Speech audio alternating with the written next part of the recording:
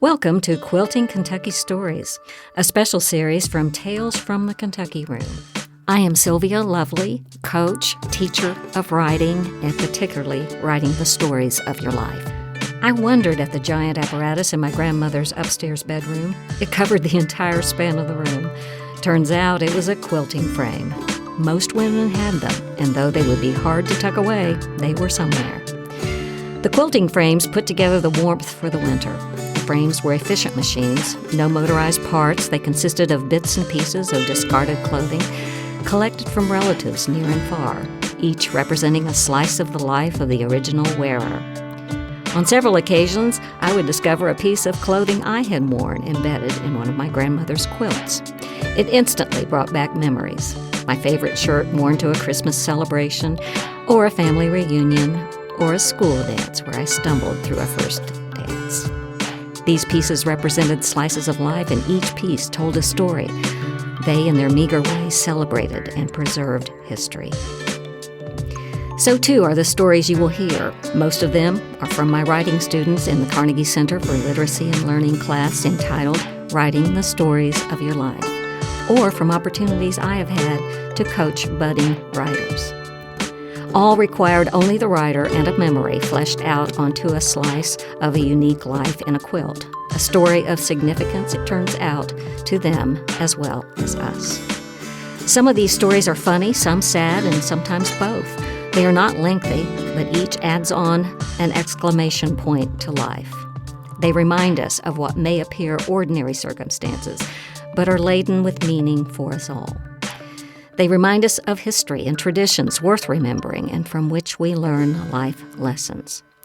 Whether reminding us of a time when women teachers couldn't wear pants on the job, to veterans recounting service in wars too many of us have forgotten or were too young to know, we are reminded of the trials they went through to serve their country.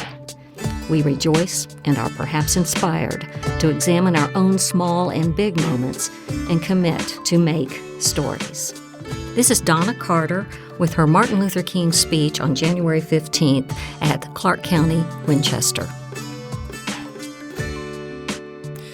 When I heard the jail cell door slam and they made me take off my stockings for fear I would hurt myself, I realized I had hit bottom, and it felt so surreal. The correction officer was the son of the preacher of my church. And now he was escorting me to my cell. I remember him saying, "Get yourself together and stop crying before I take you back there." I didn't have to ask myself how I got here. I knew exactly how. The feeling of your freedom being taken away is something I never want to experience again. My addiction led me here. My poor choices and need to satisfy that addiction at any cost was the price. Stealing from my parents, getting involved with the wrong guy, and a desire to satisfy my addiction was important above all else. That was me. I'm not the only one who has a story like this. As you know, we are in the midst of an opioid epidemic. I am living proof that drugs, substance abuse, or whatever you want to call it, does not care about your upbringing, who your parents are, your faith, or how intelligent you think you are. I was raised in a Christian middle-class family with parents who loved me and loved God. My parents have graduate degrees and provided for us. I do not remember wanting for anything. I was blessed. I just wanted to be accepted, to fit in with the popular crowd. Starting with marijuana in 8th grade and escalating to cocaine, then to crack, cocaine and crack became my masters, dictating my every move. Dr. King states in his article, written for the historically black college Morehouse campus newspaper in 1947, to think incisively and to think for oneself is very difficult. We are prone to let our mental life become invaded by legions of half-truths, prejudices, and propaganda. He goes on to say, Even the press, the classroom, the platform, and the pulpit in many instances do not give us objective and unbiased truths. To save man from the morass of propaganda, in my opinion, is one of the chief aims of education. Education must enable one to sift and weigh evidence, to discern the true from the false, the real from the unreal, and the facts from the fiction. When I look back over my life, I'm standing here 30 plus years in recovery because there were individuals who looked at me, a Black female addict, and made the conscious choice not to believe the propaganda referred to by Dr. Martin Luther King.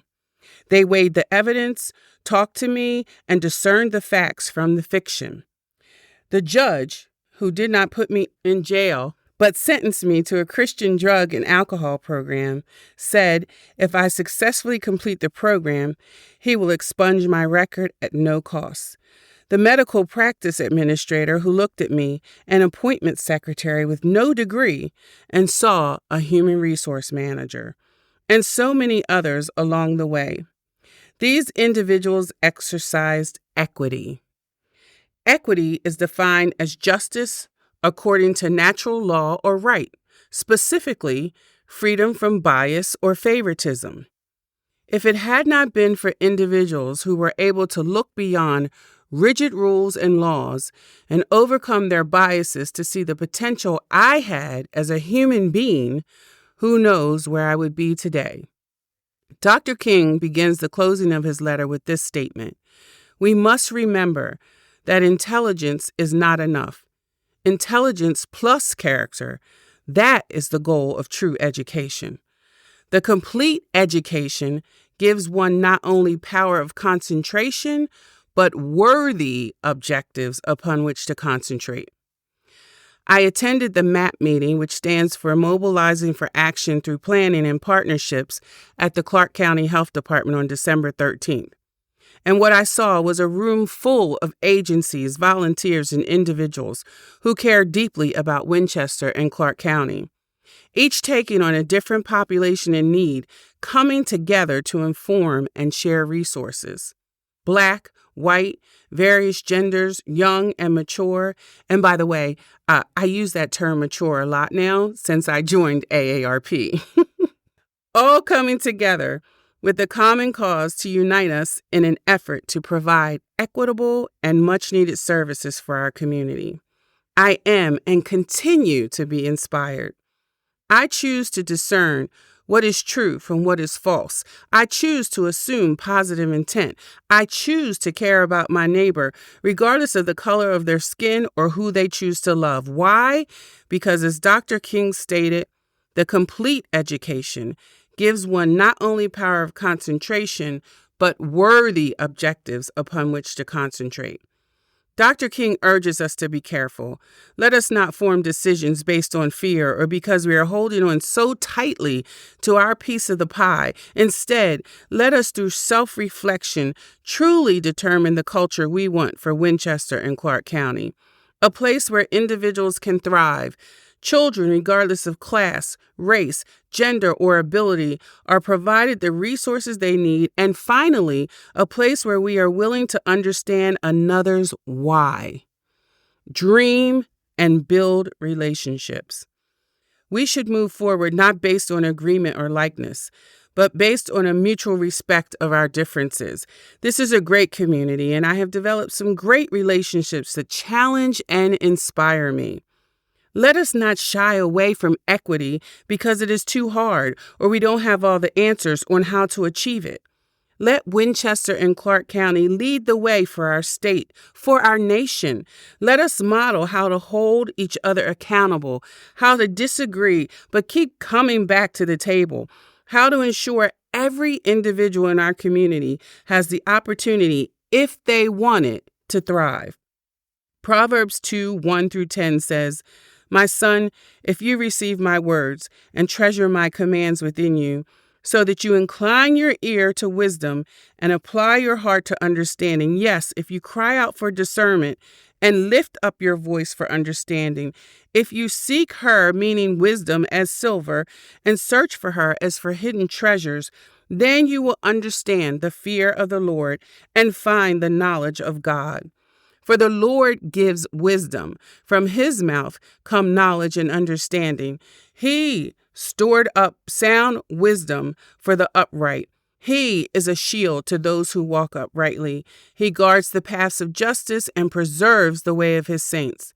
Then you will understand righteousness and justice, equity, and every good path. I have seen what equity can mean to the life of one woman. That's me. I have witnessed individuals in my life who have lived Dr. King's proclamation. Intelligence plus character, that is the goal of true education. Thanks for listening to Quilting Kentucky Stories, a special series from Tales from the Kentucky Room. If you want to hear more episodes like these, you can subscribe, rate, and review Tales from the Kentucky Room on Apple Podcasts, Spotify, YouTube, or wherever you get your podcasts. Or you can visit us at lexpublib.org/podcasts. That's LEXPUBLIB.org/podcasts. We'll be back with another patch for the quilt of Kentucky stories.